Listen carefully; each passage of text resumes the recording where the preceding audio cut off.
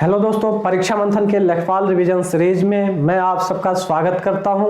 दोस्तों, आज जो हमारा टॉपिक है वह ग्राम्य समाज एवं विकास के अंतर्गत ग्राम्य विकास कार्यक्रम है। तो दोस्तों, ग्राम्य विकास कार्यक्रम आखिर क्यों? सबसे पहले तो सवाल यही आता है और इस क्यों से भी प्रश्न पूछे जाते हैं कि आखिर निर्धनता क्या है। अगर निर्धनता नहीं होती तो फिर ग्राम्य विकास की जरूरत ही क्यों होती। तो दोस्तों, आज के क्लास में हम पढ़ेंगे और यह जानेंगे कि क्वेश्चन कहां से कैसे पूछे जाते हैं, क्वेश्चन को हम हल करेंगे और साथ ही साथ यह देखेंगे कि उससे संबंधित जो फैक्ट हैं, जो तथ्य हैं, वहां से सवाल जो बनाए जाते हैं वह भी छूटने न पाए। तो दोस्तों, सबसे पहले हम देखेंगे, निर्धनता पर प्रश्न करेंगे कि निर्धनता रेखा क्या है, निर्धनता के लिए भारत में कितनी समितियों का गठन किया गया है, वर्तमान में निर्धनता का मापन किस विधि पर होता है, इसका निर्धारण कौन करता है, और साथ ही साथ हम विगत कुछ कार्यक्रमों के बारे में भी पढ़ेंगे जो परीक्षा की दृष्टि से महत्वपूर्ण होंगे। तो दोस्तों, हम आगे चलते हैं और देख रहे हैं कि पहला ही हमारा क्वेश्चन है, भारत में निर्धनता रेखा तय करने की। ध्यान दीजिएगा, भारत में निर्धनता रेखा तय करने की न्यूनतम उपभोग व्यय विधि किस समिति की सिफारिश पर लागू किया गया। तो दोस्तों, इसका आंसर है तेंदुलकर समिति। यहाँ पे 4 समितियां हमें दिख रही हैं और ये चारों की चारों समितियां निर्धनता रेखा या गरीबी से संबंधित हैं, गरीबी निर्धारण से संबंधित है। वर्तमान में अगर हम बात करें तो अब तक आजादी के बाद से अब तक 6 समितियों का गठन किया गया है, जिसमें 4 समिति आपके बारे में है। इसकी चर्चा हम आगे करेंगे। पहले हम देखेंगे कि निर्धनता रेखा आखिर है क्या। तो दोस्तों, क्वेश्चन का हमारा आंसर है तेंदुलकर समिति। भारत में निर्धनता रेखा तय करने की न्यूनतम उपभोग व्यय विधि किस समिति की सिफारिश पर लागू किया गया है। तो दोस्तों, तेंदुलकर समिति की सिफारिश पर लागू किया गया है। तो दोस्तों, अब हम पढ़ेंगे निर्धनता रेखा, साथ ही हम यह भी देखेंगे न्यूनतम उपभोग व्यय विधि आखिर होता क्या है और तेंदुलकर समिति का गठन या विभिन्न समितियों का गठन कब किया गया। तो दोस्तों, हम आगे बढ़ते हैं और देखते हैं कि आखिर निर्धनता रेखा है क्या। निर्धनता रेखा है क्या? तो दोस्तों, ध्यान दीजिएगा, निर्धनता रेखा वह स्तर है, निर्धनता रेखा वह स्तर है जहां व्यक्ति अपनी आधारभूत आवश्यकताओं या कहें मूलभूत आवश्यकताओं को पूरा करने में सक्षम नहीं होता है। यानी निर्धनता रेखा से नीचे का जो व्यक्ति होता है वह अपने जीवन की आधारभूत या मूलभूत आवश्यकताओं को पूरा करने में वह सक्षम नहीं होता है, और उसी रेखा को हम निर्धनता रेखा के नाम से जानते हैं। अर्थात इससे ऊपर, इस रेखा से ऊपर रहने वाले लोग अपनी मूलभूत आवश्यकताओं की पूर्ति तो कर लेते हैं, लेकिन इस रेखा के नीचे होने वाले लोग अपनी मूलभूत आवश्यकताओं की पूर्ति नहीं कर पाते हैं। तो दोस्तों, यह वही रेखा है जहां से अपनी मूलभूत आवश्यकताओं की पूर्ति संभव है ऊपर जाने पर, और नीचे आने पर मूलभूत आवश्यकताओं की पूर्ति या आधारभूत आवश्यकताओं की पूर्ति असंभव हो जाती है। तो दोस्तों, यह रही निर्धनता रेखा। अब हम बात करें कि यह निर्धनता रेखा मापने की कितनी विधियां हैं विश्व में। तो दोस्तों, निर्धनता रेखा मापने की विश्व में 2 विधियां हैं। पहली है निरपेक्ष विधि। पहली जो विधि है इसे हम निरपेक्ष विधि के नाम से जानते हैं, और जो दूसरी विधि है उसे हम सापेक्ष विधि के नाम से जानते हैं, सापेक्ष विधि के नाम से जानते हैं। दोस्तों, अगर हम निरपेक्ष, भारत में ध्यान दीजिएगा, भारत में निरपेक्ष विधि के आकलन के लिए 2 विधियों का प्रयोग किया जाता है। पहली विधि है कैलोरी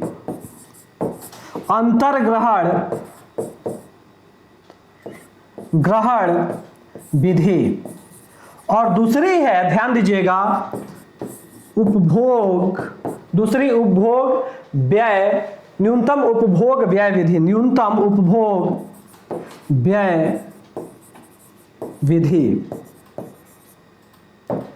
ध्यान दीजिएगा, निर्धनता रेखा निर्धनता रेखा की दो विधियां हैं निर्धारित करने की। पहली है निरपेक्ष विधि और दूसरी है सापेक्ष विधि। भारत में निरपेक्ष विधि के आधार पर निर्धनता रेखा का आकलन किया जाता है या निर्धारण किया जाता है। इसके लिए दो विधियां हैं भारत में। पहली है कैलोरी अंतर्ग्रहण विधि और दूसरी है न्यूनतम उपभोग व्यय विधि। तो दोस्तों जो हमारा प्रश्न था वह यही था कि न्यूनतम उपभोग व्यय विधि किस समिति के आधार पर, किस समिति की सिफारिश के आधार पर लागू किया गया। तो हमने देखा कि यह तेंदुलकर समिति, जिनका नाम सुरेश तेंदुलकर था, तेंदुलकर समिति की सिफारिश पर आधारित किया गया। कैलोरी अंतर्ग्रहण की अगर हम बात करते हैं तो लकड़वाला जो समिति है उस समिति के सिफारिशों पर कैलोरी अंतर्ग्रहण विधि लागू किया गया था। दोस्तों अब हम दोनों विधियों को समझ लेते हैं कि कैलोरी अंतर्ग्रहण विधि क्या है और न्यूनतम उपभोग व्यय विधि क्या है, और वर्तमान में इन दोनों विधियों में से किसका उपयोग किया जाता है निर्धनता रेखा के निर्धारण के लिए। तो दोस्तों ध्यान दीजिए, यहाँ कैलोरी शब्द आया हुआ है और आप जानते हैं कि शारीरिक आवश्यकताओं की या शारीरिक जरूरत की पूरा करने के लिए हमें कैलोरी की आवश्यकता होती है, हमें ऊर्जा की आवश्यकता होती है, और शारीरिक ऊर्जा का जो मापन होता है वह कैलोरी में किया जाता है। यानी एक दिन में एक सामान्य व्यक्ति को कितने कैलोरी की आवश्यकता होती है, और कैलोरी किससे हमें प्राप्त होती है, तो पोषण से प्राप्त होती है, भोजन से प्राप्त होती है, पोषण से। तो दोस्तों कैलोरी अंतर्ग्रहण विधि के मापन का आधार पोषण है, और पोषण के मापन का आधार जो है वह कैलोरी को माना गया है। लकड़वाला समिति ने कैलोरी को माना, और इस समिति ने यह सुझाव दिया कि एक ग्रामीण क्षेत्र में रहने वाले व्यक्ति को 2400 अगर कैलोरी प्रतिदिन पर डे अगर प्राप्त हो रहा है तो उसे हम गरीब नहीं मानेंगे, और शहरी क्षेत्र के लिए 2100 कैलोरी पर डे अगर प्राप्त हो रहा है, 2100 अगर कैलोरी पर डे प्राप्त हो रहा है तो शहरी क्षेत्र का जो व्यक्ति है वह गरीब नहीं माना जाएगा। यानी उसके शरीर के लिए 2100 कैलोरी आवश्यक है और इतना प्राप्त हो रहा है तो उसे हम गरीब क्यों माने। तो लकड़वाला समिति की यह सिफारिश थी। तो दोस्तों ध्यान दीजिएगा, कैलोरी हमें भोजन से प्राप्त होगा, और गांव के लोग चूंकि अधिक शारीरिक श्रम करते हैं, ध्यान दीजिएगा, गांव के लोग अधिक शारीरिक श्रम करते हैं, अतः इन्हें अत्यधिक कैलोरी की जरूरत है, और वह कैलोरी जो बनाया गया यह 2400 कैलोरी बनाया गया। शहरी क्षेत्र के लोग चूंकि शारीरिक कम और मानसिक श्रम ज्यादा करते हैं तो इन्हें 2100 कैलोरी की आवश्यकता होती है पर डे। तो दोस्तों अब इसका मापन कैसे किया जाए कि यह व्यक्ति इतना कैलोरी मिल रहा है कि नहीं मिल रहा है। तो दोस्तों इसके मापन के लिए पोषण को आधार बनाया गया, और कहा गया कि अगर इतना पोषण अगर वह व्यक्ति खरीद कर अगर खा पा रहा है, उपभोग कर पा रहा है, तो उसे हम गरीब नहीं मानेंगे। तो दोस्तों एक बात बताइए, जो आलू का दाम, चावल का दाम या आटे का दाम एक स्टेट में है वह दूसरे स्टेट में नहीं है, उसमें अंतर है। एक स्टेट से दूसरे स्टेट में जाने पर जो हम भोजन करते हैं उस भोजन के मूल्य में अंतर दिखाई देता है। तो दोस्तों इसके मापन में जो सबसे बड़ी खामी थी वह यह थी कि जितने स्टेट थे, 1993 में इस समिति ने सुझाव दिया था, लकड़वाला समिति ने, तो 1993 में हम देखते हैं कि जितने भारत में स्टेट थे और केंद्र शासित प्रदेश थे, सबके लिए, पूरे प्रदेश के लिए अलग अलग गरीबी रेखा का निर्धारण किया गया था। यानी उत्तर प्रदेश राज्य के अगर इतना रुपया अगर व्यक्ति कोई कमा रहा है तो वह गरीब माना जाएगा। वही बिहार में जाने पर वह जो पैमाना था वह चेंज हो जाता था, बदल जाता था। तो दोस्तों इसकी एक सबसे बड़ी खामी थी, और दूसरी खामी यह थी कि जरूरी नहीं कि हम कोई भोजन अगर केवल चावल ही में ही अगर इतने कैलोरी मिल जाए तो क्या हम चावल ही खाकर तो जिंदा नहीं रह सकते हैं। चावल के लिए खाने के लिए हमें दाल भी चाहिए, तो दाल इतना महंगा है, तेल भी चाहिए, सब्जी बन रहा है तो तेल भी तो चाहिए, बिना तेल की सब्जी बनेगी नहीं। तो दोस्तों इस आधार पर इसमें कई सारी खामियां थी, लेकिन उस समय 93 के बाद इसे भारत में लागू किया गया निर्धनता रेखा के मापन के लिए। लेकिन इन खामियों को देखते हुए सुरेश तेंदुलकर के अध्यक्षता में तेंदुलकर समिति का गठन किया गया कि इस कैलोरी अंतर्ग्रहण विधि पर आप सुझाव दें कि इसमें क्या सुधार किया जाए। तो दोस्तों 2005 में ध्यान दीजिएगा, सुरेश तेंदुलकर 2005 में, 2005 तक यही विधि चलती आ रही थी, कैलोरी अंतर्ग्रहण विधि। 2005 में सुरेश तेंदुलकर ने यह सुझाव दिया कि यह कैलोरी के आधार पर न रह करके न्यूनतम उपभोग व्यय विधि पर आधारित किया जाए। अर्थात एक व्यक्ति को न्यूनतम जीवन जीने के लिए एक व्यक्ति को न्यूनतम कम से कम कितने उपभोग करने के लिए कितने व्यय करने की आवश्यकता होती है, कितना पैसा वो खर्च करता है।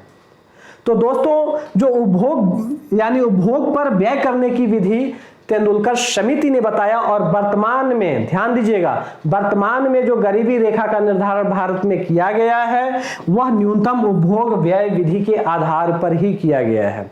तो यह क्वेश्चन पूछा जा सकता है कि वर्तमान में गरीबी रेखा का निर्धारण किस आधार पर किया जाता है, तो न्यूनतम उपभोग व्यय विधि के आधार पर किया जाता है। इस समिति की सिफारिश, इस विधि की सिफारिश किसने की थी, तो तेंदुलकर समिति ने की थी। इसका गठन 2005 में किया गया था। लेकिन दोस्तों, इस समिति ने जब सिफारिश की तो इसमें भी कुछ खामी थी। तो दोस्तों, सुरेश तेंदुलकर की हम बात कर रहे हैं। सुरेश तेंदुलकर समिति ने न्यूनतम उपभोग व्यय विधि जो बनाया, इसे टोकरी संकल्पना के नाम से जाना जाता है। ध्यान दीजिए, टोकरी संकल्पना के नाम से जाना जाता है, या उपभोग व्यय की टोकरी या उपभोग की टोकरी के नाम से इसे जाना जाता है। यानी एक व्यक्ति को खाना खाने के लिए एक टोकरी में कितना सामान होना चाहिए। तो दोस्तों, इन्होंने मूलतः 6 सामान या 6 वस्तुओं की बात कही। अगर एक टोकरी में 6 वस्तुएं अगर व्यक्ति खरीद पा रहा है तो फिर वह गरीब नहीं है, और नहीं खरीद पा रहा है इसका मतलब वह आधारभूत या जीवन की मूलभूत आवश्यकताओं की पूर्ति नहीं कर पा रहा है और वह गरीब है। तो ये 6 वस्तुएं थी कौन? तो दोस्तों ध्यान दीजिएगा, इन 6 वस्तुओं की अगर हम बात करें तो इसमें अनाज आएगा, इन 6 वस्तुओं में अनाज आएगा, दालें आएंगी, सब्जियां आएंगी, सब्जी भी तो चाहिए, सब्जियां आएंगी, दूध आएंगी, तेल आएंगी, ध्यान दीजिएगा, और चीनी आएंगी। अनाज, दाल, सब्जी, दूध,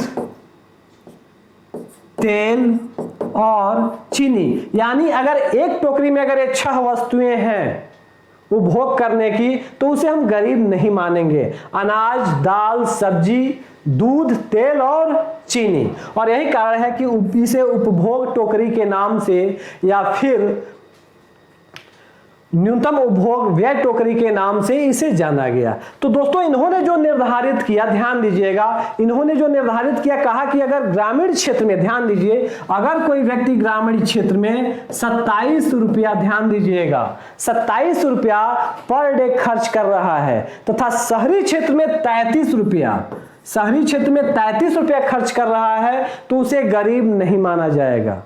एक व्यक्ति अगर ग्रामीण क्षेत्र में 27 रुपया खर्च कर रहा है और शहरी क्षेत्र में 33 रुपया खर्च कर रहा है, तो उसे गरीब नहीं माना जाएगा। इस पर विरोध हुआ और इस विरोध के फलस्वरूप रंगराजन समिति का गठन किया गया। स्पष्ट हुआ? तो रंगराजन समिति ने इसमें कुछ सुधार करते हुए, उन्होंने बहुत ज्यादा कुछ सुधार नहीं किया, उन्होंने सुधार किया और सिर्फ जो 27 रुपया था इसे उन्होंने 32 रुपया कर दिया, और जो 33 रुपया था इसे उन्होंने 47 रुपया कर दिया। रंगराजन समिति ने कहा कि जो ग्रामीण क्षेत्र में 32 रुपए से कम खर्च करने वाला व्यक्ति गरीब माना जाएगा, और शहरी क्षेत्र में 47 रुपए से कम खर्च करने वाला व्यक्ति गरीब माना जाएगा। और वर्तमान में यही भारत में लागू है। दोस्तों, जो निरपेक्ष विधि है इसे हेड काउंट विधि के नाम से भी जाना जाता है। कारण कि कैलोरी भी, ध्यान दीजिए, कैलोरी अंतर्ग्रहण विधि भी प्रत्येक व्यक्ति को चाहिए, यानी प्रत्येक सर को चाहिए, और न्यूनतम उपभोग व्यय विधि भी प्रत्येक व्यक्ति को चाहिए, प्रत्येक सर को चाहिए। अतः निरपेक्ष विधि को हेड काउंट विधि के नाम से भी जाना जाता है। तो यह क्वेश्चन पूछा जा सकता है कि हेड काउंट विधि क्या है? तो दोस्तों, गरीबी निर्धारण के निरपेक्ष विधि को ही हेड काउंट विधि के नाम से जाना जाता है। अब हम 6 समितियों की चर्चा कर ले रहे हैं। तो दोस्तों, आजादी के बाद गरीबी के निर्धारण के लिए जो पहली समिति का गठन किया गया था, उस समिति का नाम था योजना आयोग कार्य समूह 1962 ईस्वी। योजना आयोग कार्य समूह 1962 यह आजादी के बाद गरीबी के निर्धारण के लिए पहली समिति योजना आयोग के नेतृत्व में गठित की गई थी।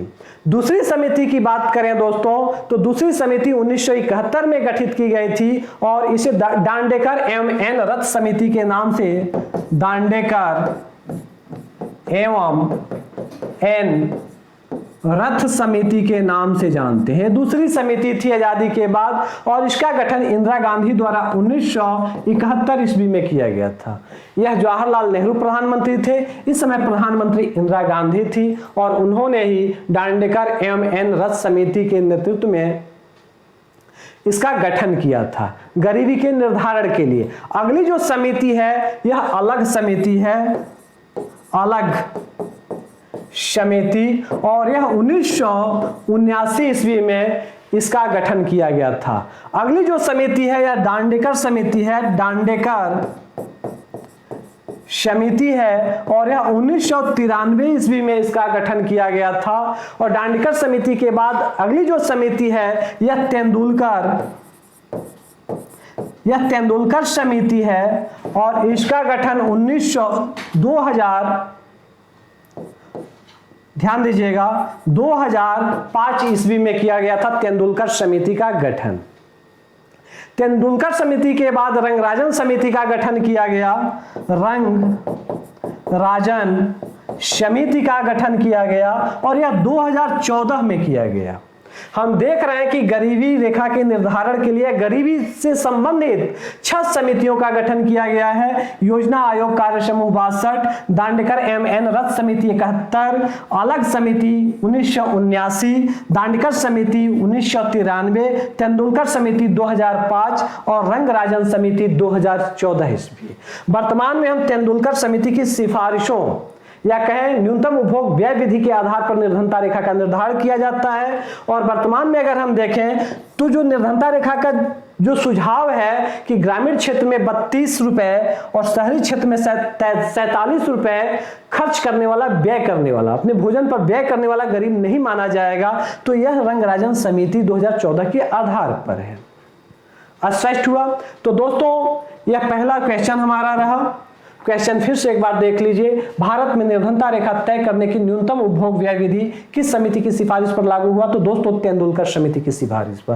क्वेश्चन यह भी पूछा जा सकता है कि निम्न में से, ऐसे क्वेश्चन दिया जा सकता है, निम्न में से कौन सी समिति गरीबी से संबंधित, गरीबी निर्धारण या गरीबी से संबंधित नहीं है, और एक अन्य समिति दे सकता है और आपको छांटना पड़ सकता है। तो दोस्तों 6 समितियों को आप याद रखिएगा।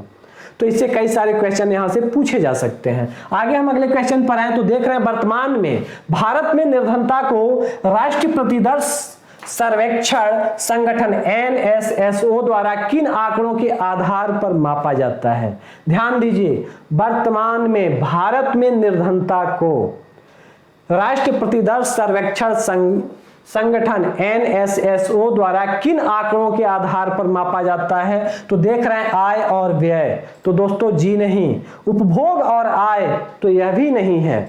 उपभोग और व्यय याद कीजिए, न्यूनतम उपभोग व्यय विधि, और यहां देख रहे हैं कि उपभोग भी और व्यय भी है, अतः हमारा आंसर क्या होगा? सी होगा। प्रति व्यक्ति आय जी नहीं, अर्थात हमारा आंसर क्या होगा? सी होगा। तो दोस्तों राष्ट्रीय प्रतिदर्श सर्वेक्षण संगठन के बारे में क्वेश्चन पूछा जा सकता है। कारण यह है कि जो राष्ट्रीय प्रतिदर्श सर्वेक्षण संगठन NSSO है, यह सांख्यिकी कार्यालय के अंतर्गत राष्ट्रीय सांख्यिकी कार्यालय से यह वर्तमान में जुड़ गया है, इसका विलय कर दिया गया है। ध्यान दीजिएगा, और हम इसके बारे में चर्चा कर लेते हैं क्योंकि यहां से प्रश्न पूछे जा सकते हैं, इस संगठन से प्रश्न पूछे जा सकते हैं। क्योंकि जितना भी जैसे लिंगानुपात हुआ, गरीबी का निर्धारण हुआ, गरीबी से संबंधित आंकड़े हुए, सामाजिक व्यवस्था से संबंधित आंकड़े हुए, शिक्षा से संबंधित, स्वास्थ्य से संबंधित जो भी आंकड़े होते हैं, इन आंकड़ों का, इन डेटाओं का संग्रहण जो करता है वह राष्ट्रीय प्रतिदर्श सर्वेक्षण संगठन ही करता है। तो दोस्तों गरीबी से संबंधित अगर आंकड़े अगर भारत में है तो उसका, उन आंकड़ों का संग्रह कौन करेगा? यह क्वेश्चन पूछा जा सकता है। तो राष्ट्रीय प्रतिदर्श सर्वेक्षण संगठन NSSO। तो दोस्तों इसके बारे में जानना जरूरी है। ध्यान दीजिएगा, 23 मई 2019 ईस्वी को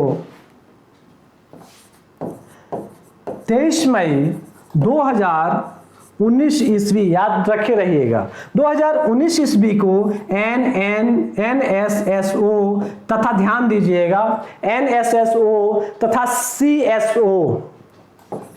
CSO दोनों को एक साथ विलय, दोनों का एक साथ विलय कर दिया गया और विलय के बाद NSO का अस्तित्व हमारे सामने है। तो वर्तमान में दोस्तों NSO यानी राष्ट्रीय सांख्यिकी कार्यालय, NSSO इसे हम कह सकते हैं नेशनल, ध्यान दीजिएगा 23 मई 2019 ईस्वी को NSSO national sample survey office, national sample survey office जिसका हिंदी है राष्ट्रीय प्रतिदर्श सर्वेक्षण संगठन, इसे सामान्यतः प्रतिदर्श की जगह पर नमूना भी कहते हैं, राष्ट्रीय नमूना सर्वेक्षण संगठन, जैसे national sample survey office, sample यानी नमूना, सर्वे ऑफिस। तो दोस्तों NSSO तथा ध्यान दीजिएगा CSO यानी central statistics office, central statistics office यानी केंद्रीय सांख्यिकी कार्यालय, ध्यान दीजिएगा दोनों का विलय 23 मई 2019 को कर दिया गया और दोनों के विलय के बाद जो ऑफिस बना वह NSO राष्ट्रीय सांख्यिकी कार्यालय कहाया, नेशनल स्टैटिस्टिक्स ऑफिस के नाम से जाना गया। तो दोस्तों वर्तमान में अगर हम बात करें तो NSO का जो कार्यालय है वह फरीदाबाद में स्थित है, हरियाणा के फरीदाबाद में स्थित है। अगर हम बात करें तो यह राष्ट्रीय राजधानी क्षेत्र के अंतर्गत आता है। तो दोस्तों NSO का कार्यालय कहाँ है? फरीदाबाद में स्थित है और NSSO के अंतर्गत ही आज वर्तमान में ये दोनों कार्यालय NSO के अंतर्गत ही NSSO तथा CSO वर्तमान में कार्य कर रहे हैं। जब इन दोनों का विलय किया गया तो इस पर प्रश्न चिन्ह लगाया गया कि अब NSSO अब स्वतंत्र नहीं रहा, इसकी जो स्वायत्तता हुई अब छीन गई।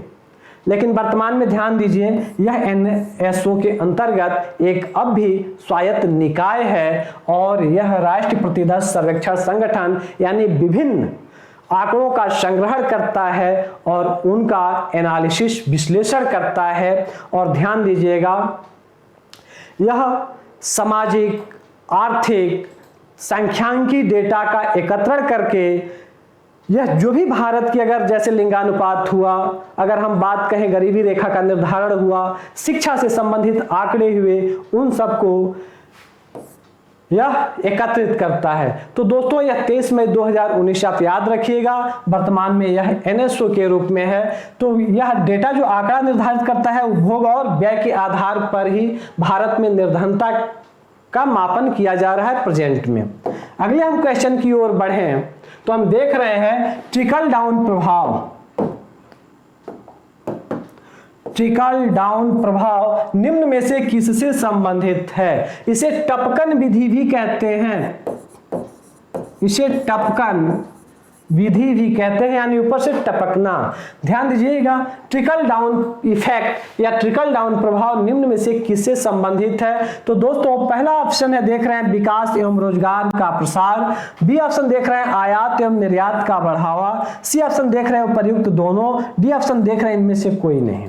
तो दोस्तों जो ट्रिकल डाउन इफेक्ट है जिसे टपकन विधि कहते हैं यह विकास एवं रोजगार के प्रसार से संबंधित है। यह एक प्रकार की हम बात करें तो जो ट्रिकल डाउन इफेक्ट है यह है कि जो बड़े लोग हैं जैसे व्यापार के क्षेत्र में, उद्योग के क्षेत्र में जो पूंजीपति वर्ग है, जो बड़े व्यापारी वर्ग है, तो यह विधि कहता है, ट्रिकल डाउन इफेक्ट विधि कहता है कि उनको अगर कर में छूट दे दिया जाए, करों में अगर उनको छूट दे दिया जाए तो वह निवेश करेंगे, उनके पास जो पैसा बचेगा उसका ये लोग निवेश करेंगे। जैसे अगर कोई बड़ा व्यापारी है या कोई उद्योगपति है, उसके सरकार ने उसके कर में छूट दे दिया, तो इस इफेक्ट में यह कहा जाता है कि जब उसको करों में छूट मिलेगा तो उसके पास बचत होगा, और वह जब बचत होगा तो वह निवेश करेगा, उस पैसे का क्या करेगा, कहीं ना कहीं निवेश करेगा, कंपनी खोलेगा, व्यापार को बढ़ाएगा, और जब निवेश करेगा तो लोगों को इसमें रोजगार प्राप्त होगा, लोगों को क्या होगा, रोजगार प्राप्त होगा, और इस तरह से लोगों की आय बढ़ेगी, और इस तरह से यह कहता है विकास और रोजगार का इससे प्रसार होगा। लेकिन वास्तविकता यह है कि ट्रिपल डाउन जो इफेक्ट है यह केवल अमीरों के लिए है, इससे गरीबों का भला नहीं होता है। यह अमेरिका में सबसे पहले लागू किया गया, लेकिन अमेरिका में लागू होने के बाद देखा गया कि कर तो कम कर दिए गए, लेकिन जो निवेश था निवेश बढ़ा नहीं। कारण था कि जैसे ही कर में छूट मिली, उनके ऐशो आराम में वृद्धि हो गई, न कि निवेश में वृद्धि हुई। पैसा बचा, पैसे को ऐशो आराम में लगाने लगे और इससे निवेश नहीं बढ़ा, और इस तरह से जो टपकने वाली विधि थी कि नीचे ऊपर से जो, ध्यान दीजिए, ऊपर से जो विकास है वह टपक कर नीचे आया, तो वह टपक कर विकास नीचे ना आकर ऊपर ही कहीं रुक जा रहा था, और इस तरह से यह जो विधि है यह फेल हो गई। अगर वर्तमान में अगर कोई भी सरकार अमीरों के लिए, उद्योगपतियों के लिए, व्यापारियों के लिए अगर कोई उनके हित में कोई विधि बनाती है तो उसे व्यंग से कहा जाता है कि ट्रिकल डाउन इफेक्ट सरकार अपना रही है।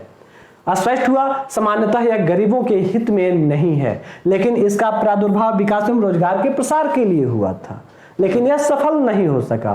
फिर भी ऑप्शन ए क्या है, सही है, क्योंकि यह विकास एवं रोजगार के प्रसार से ही संबंधित है। अब हम अगले प्रश्न पर चलते हैं और देखते हैं ऐसी योजनाएं जिनके कार्यान्वयन हेतु वित्त की व्यवस्था केंद्र तथा राज्य द्वारा मिलकर की जाती है, किस तरह की योजना कहलाती है।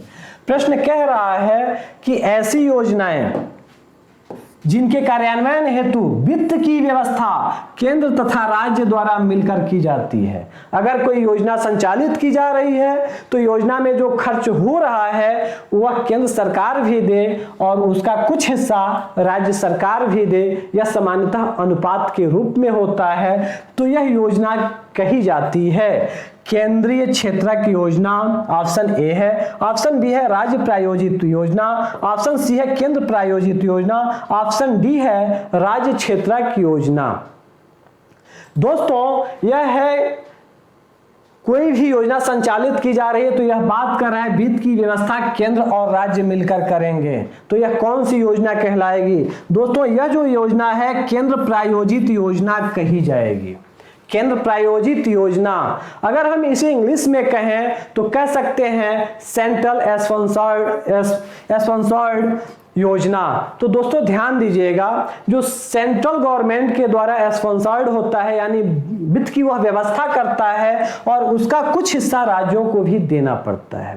दोस्तों प्रारंभ की अगर बात करें केंद्र प्रायोजित अगर योजनाओं की अगर हम बात करें, ध्यान दीजिएगा, तो इसमें कुछ प्रतिशत हिस्सा केंद्र सरकार का होता है और कुछ प्रतिशत हिस्सा राज्य सरकारें लगाती हैं। यह अनुपात में होता है। अगर केंद्र सरकार अगर 60% दे रही है तो राज्य सरकार 40% उसका देगी, यानी 60 के अनुपात 40 के संबंध में संबंध बनेगा। तो दोस्तों अब हम इन योजनाओं के बारे में देख लेते हैं कि कौन सी योजना, ध्यान दीजिएगा, केंद्र प्रायोजित योजना है, वर्तमान में कौन सी योजना संचालित की जा रही है। तो दोस्तों प्रधानमंत्री ग्राम आवास योजना की अगर बात करें, प्रधानमंत्री आवास योजना, प्रधानमंत्री ग्राम आवास योजना या शहरी आवास योजना की बात करें तो दोस्तों इसके लिए जो पैसा है वह केंद्र सरकार भी देती है और राज्य सरकारें भी देती हैं। तो यह योजना क्या होगी, प्रधान पीएम आवास योजना क्या होगी, केंद्र प्रायोजित योजना कही जाएगी। ऐसे ही हम कहें स्वच्छ भारत योजना, तो दोस्तों यह केंद्र सरकार अधिकांश हिस्सा इसका देती है और कुछ हिस्सा राज्यों के द्वारा वहन किया जाता है, और इस तरह से स्वच्छता योजना जो है यह केंद्र प्रायोजित योजना कही जाएगी। अब हम बात करें केंद्रीय क्षेत्रक योजना आखिर क्या है। क्षेत्रक का मतलब सेक्टर, यानी सेंट्रल सेक्टर योजना, यानी यह ऐसी योजना है जो सेंट्रल गवर्नमेंट के सेक्टर की है, यानी यह संघ सूची के विषय की है। तो यदि दोस्तों जो यदि संघ सूची के अगर विषय की है तो इसका संपूर्ण खर्च कौन उठाएगा? संघ सरकार उठाएगी, यानी केंद्र उठाएगा। तो दोस्तों हम देख रहे हैं कि केंद्रीय क्षेत्रक योजना का संपूर्ण वित्त की व्यवस्था केंद्र सरकार करती है। केंद्र सरकार करती है, जैसे नमामि गंगे परियोजना। अगर हम बात करें प्रधानमंत्री मुद्रा योजना, स्पष्ट हो रहा है ना, फसल बीमा योजना, प्रधानमंत्री मुद्रा योजना, फसल बीमा योजना, नमामि गंगे योजनाएं जो हैं वह केंद्रीय क्षेत्रक योजना है, सेंट्रल सेक्टर योजना के नाम से जानी जाएंगी। तो यह भी क्वेश्चन पूछा जा सकता है कि वे योजनाएं जिनके कार्यान्वयन हेतु वित्त की व्यवस्था संपूर्ण रूप से 100% केंद्र सरकार करती है, तो यह योजना कही जाएगी। तो दोस्तों केंद्रीय क्षेत्रक योजना कही जाएगी। केंद्र और राज्य अगर दोनों मिलकर अगर योजना का खर्च अगर दे रहे हैं, वित्त की व्यवस्था कर रहे हैं, तो वह केंद्र प्रायोजित योजना कही जाएगी। यदि संपूर्ण खर्च अगर योजना की अगर राज्य सरकार कर रही है, जैसे राज्य सरकार लैपटॉप बांट दे, मोबाइल बांट दे, अगर कुछ भी ऐसा कर रही है, तो दोस्तों वह राज्य क्षेत्रक योजना स्टेट सेक्टर योजना कही जाएगी, राज्य क्षेत्रक योजना के नाम से जानी जाएगी। यदि राज्य अगर कोई ऐसी योजना का संचालन कर रही है जिसे अधिकांश पैसा राज्य दे रही है और बाकी पैसा उस क्षेत्र का नगर निगम इत्यादि अन्य जो क्षेत्र हैं वे वहन कर रहे हैं, तो ये राज्य प्रायोजित योजनाएं कही जाएंगी। तो दोस्तों यह जानना जरूरी है और यहां से क्वेश्चन पूछे जाते हैं। जैसे हम आगे चलकर अभी बताएंगे, जैसे पीएम आवास योजना है, तो कितने प्रतिशत केंद्र वहन करती है और कितने प्रतिशत राज्य वहन करती है, क्या ये सबके लिए बराबर है? तो हम इसकी चर्चा अगले प्रश्न में करेंगे। तो हम आते हैं, निम्न में से किस पंचवर्षीय योजना को लागू करते समय न्यूनतम आवश्यकता कार्यक्रम का विकास शुरू किया गया? ध्यान दीजिएगा, निम्न में से किस पंचवर्षीय योजना को लागू करते समय न्यूनतम आवश्यकता कार्यक्रम का विकास शुरू किया गया? प्रश्न क्या है? न्यूनतम आवश्यकता कार्यक्रम। ध्यान दीजिएगा, एक होता है न्यूनतम को हम कह सकते हैं आधारभूत आवश्यकता कार्यक्रम, दूसरा होता है बुनियादी आवश्यकता कार्यक्रम। तो दोस्तों बुनियादी आवश्यकता और न्यूनतम आवश्यकता में अंतर या आधारभूत आवश्यकता में अंतर होता है, इस अंतर को भी हम समझेंगे। तो दोस्तों ध्यान दीजिएगा, निम्न में से किस पंचवर्षीय योजना को लागू करते समय न्यूनतम आवश्यकता कार्यक्रम का विकास किया गया? तो दोस्तों यह 5वीं पंचवर्षीय योजना थी। और अगर समय हम देखें तो 1975-76 ईस्वी में न्यूनतम आवश्यकता कार्यक्रम का विकास किया गया था। दोस्तों यह जो कार्यक्रम है, न्यूनतम आवश्यकता जो कार्यक्रम है, यह सेवाओं, सुविधाओं, साथ ही उद्देश्यों और लक्ष्यों को पूरा करने के लिए विभिन्न क्षेत्र विकास के कार्यक्रमों को एक साथ एक प्लेटफॉर्म पर एकीकृत करने के लिए संचालित किया गया। दोस्तों इस योजना का उद्देश्य था गरीबों के जीवन स्तर को सुधारना, गरीबों के जीवन स्तर को ऊपर उठाना।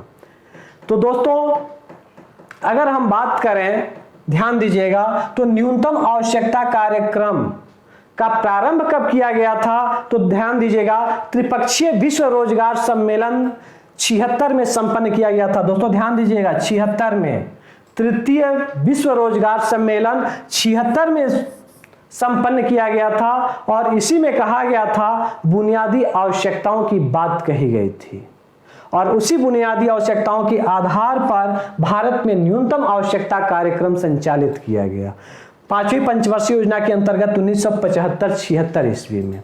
अब हम बात करते हैं कि न्यूनतम आवश्यकता कार्यक्रम क्या है, न्यूनतम आवश्यकता क्या है और बुनियादी आवश्यकता क्या है, दोनों के बीच फर्क क्या है। तो दोस्तों जब हम न्यूनतम आवश्यकता की बात करते हैं तो न्यूनतम आवश्यकता में ऐसी आवश्यकताएं होती हैं जो जीवन के लिए जरूरी हैं, जैसे भोजन, कपड़ा, मकान। यह जीवन के लिए जरूरी है, आधारभूत है, आवश्यक है। लेकिन अगर हम वही बात करें बुनियादी आवश्यकताओं की, तो इसमें न्यूनतम आवश्यकताओं के साथ साथ, जिसमें भोजन, कपड़ा और मकान है, इस आवश्यकताओं के साथ साथ समानता, सामाजिक न्याय एवं मानवाधिकार को शामिल किया जाता है, मानवाधिकार को शामिल किया जाता है। यानी न्यूनतम आवश्यकता में भोजन, कपड़ा, जीवन की जो मूलभूत आवश्यकताएं हैं, जबकि बुनियादी आवश्यकता की जब बात की जाती है तो समानता भी जीवन जीने के लिए, एक अच्छा जीवन जीने के लिए और सर उठाकर जीने के लिए समानता चाहिए, सामाजिक न्याय चाहिए और मानवाधिकारों की रक्षा भी चाहिए कि हमारे अधिकारों की रक्षा हो सके। तो दोस्तों अगर ये सब कुछ न्यूनतम आवश्यकता के साथ साथ अगर ये तीनों चीजें भी हमें प्राप्त हो रही हैं तो इसे हम बुनियादी आवश्यकताओं की पूर्ति कहेंगे। तो दोस्तों न्यूनतम आवश्यकता एक छोटा कॉन्सेप्ट है, जबकि बुनियादी आवश्यकता जो है उससे बड़ा कॉन्सेप्ट है। यह हमारे सामाजिक, राजनीतिक और व्यवस्थागत परिदृश्य को भी दिखाता है। जहां न्यूनतम आवश्यकता हमारे आर्थिक परिदृश्य को दिखाता है, वही बुनियादी आवश्यकताएं, ध्यान दीजिएगा, हमारे सामाजिक, राजनीतिक और हमारे जो ढांचागत स्थितियां हैं इन सबको दिखाता है। आगे दोस्तों अगले क्वेश्चन पर हम चलें तो हम देख रहे हैं अनुसूचित जाति, अनुसूचित जनजाति और अन्य गरीब परिवारों को निःशुल्क आवास देने के लिए वर्ष 1985 में कौन सी योजना शुरू की गई थी। हम देख रहे हैं 1985 में अनुसूचित जाति, अनुसूचित जनजाति और अन्य गरीब परिवारों को निःशुल्क आवास देने के लिए 1985 में कौन सी योजना शुरू की गई थी। तो दोस्तों ध्यान दीजिएगा, इंदिरा आवास योजना का शुभारंभ 1985 ईस्वी में राजीव गांधी की सरकार ने किया था। इंदिरा गांधी की हत्या हो चुकी थी 84 में, राजीव गांधी की सरकार बनी थी और उन्होंने ही इंदिरा आवास योजना का शुभारंभ 1985 ईस्वी में किया। तो दोस्तों यह याद रखिएगा। अब इससे संबंधित हम बात करें तो जो हम प्रधानमंत्री आवास योजना देख रहे हैं शहरी के रूप में और ग्रामीण के रूप में, तो इसकी भी चर्चा हमें कर लेनी चाहिए क्योंकि इसका संबंध सीधे इंदिरा आवास योजना से जुड़ा हुआ है। अगर हम बात करें इस संबंध में तो सितंबर 2016 में इंदिरा आवास योजना का नाम बदल करके प्रधानमंत्री आवास योजना कर दिया गया। तो दोस्तों यह पूछा जा सकता है कि प्रधानमंत्री आवास योजना का प्रारंभिक नाम क्या है या पूर्व में इसे क्या कहा जाता था। तो दोस्तों इसे ही इंदिरा आवास योजना कहा जाता था, जिसे 2016 में, सितंबर 2016 में प्रधानमंत्री आवास योजना के रूप में परिणित कर दिया गया। स्पष्ट हुआ। और ध्यान दीजिए, और इस समय दो कार्यक्रम इस आवास योजना के अंतर्गत, ध्यान दीजिएगा, दो कार्यक्रम संचालित किए गए, एक ग्रामीण क्षेत्रों के लिए और दूसरा शहरी क्षेत्रों के लिए। प्रधानमंत्री शहरी आवास योजना, प्रधानमंत्री ग्रामीण आवास योजना। तो दोस्तों हम शहरी आवास योजना की अगर हम बात करते हैं, प्रधानमंत्री शहरी रोजगार योजना, तो दोस्तों 25 जून 2015 ईस्वी में, 25 जून 2015 ईस्वी में इसका शुभारंभ दिल्ली में किया गया था। इस शहरी की हम बात कर रहे हैं। प्रधानमंत्री शहरी आवास योजना 25 जून 2015 को दिल्ली से प्रारंभ किया गया था। अब हम बात करते हैं ग्रामीण योजना की। ध्यान दीजिएगा, जब हम ग्रामीण योजना पर आते हैं तो देखते हैं कि 20 नवंबर 2016 को 20 नवंबर 2016 को प्रधानमंत्री ग्रामीण आवास योजना का शुभारंभ आगरा से किया गया था, उत्तर प्रदेश के आगरा से किया गया था। तो यहां क्वेश्चन पूछा जा सकता है, क्योंकि हमें तो ग्रामीण विकास पढ़ना है तो शहरी तो पूछेगा नहीं, लेकिन हमें जानना जरूरी है आपको कि 25 जून 2015 को शहरी आवास योजना, प्रधानमंत्री शहरी आवास योजना का प्रारंभ दिल्ली से किया गया, जबकि 20 नवंबर 2016 को प्रधानमंत्री ग्रामीण आवास योजना का शुभारंभ उत्तर प्रदेश के आगरा से किया गया। यहाँ यह महत्वपूर्ण तथ्य दोस्तों यह भी है हमारी परीक्षा की दृष्टि से कि 2022 में, ध्यान दीजिएगा, सबको आवास उपलब्ध होना चाहिए, यह लक्ष्य निर्धारित किया गया।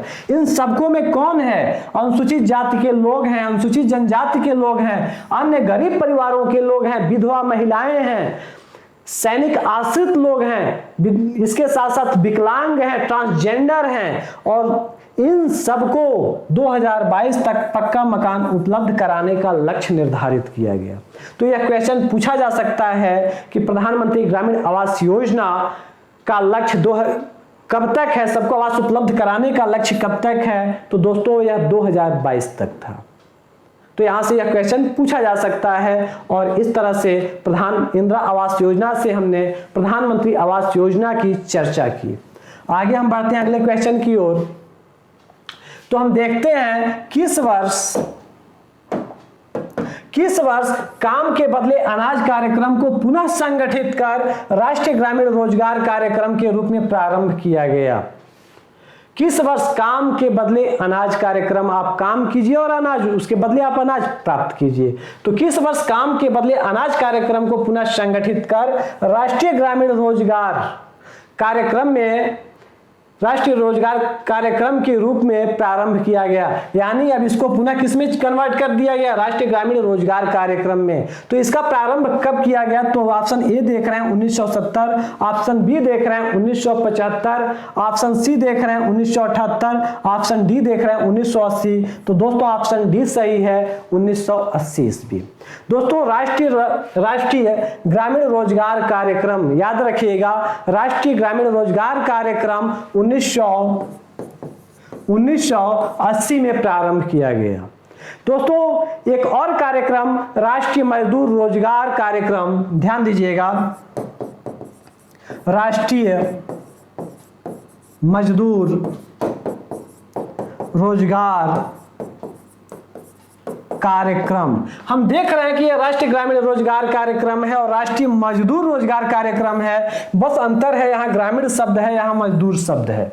दोनों लगभग एक जैसे हो रहे थे और इस कार्यक्रम की शुरुआत 1983 ईस्वी में की गई थी और दोनों एक जैसे थे। अतः केंद्र सरकार ने इन दोनों को एक साथ मर्ज कर दिया, एक में इनका विलय कर दिया, यानी राष्ट्रीय ग्रामीण रोजगार कार्यक्रम 1980 और तथा राष्ट्रीय मजदूर रोजगार कार्यक्रम 1983 में एक में उन्होंने विलय कर दिया।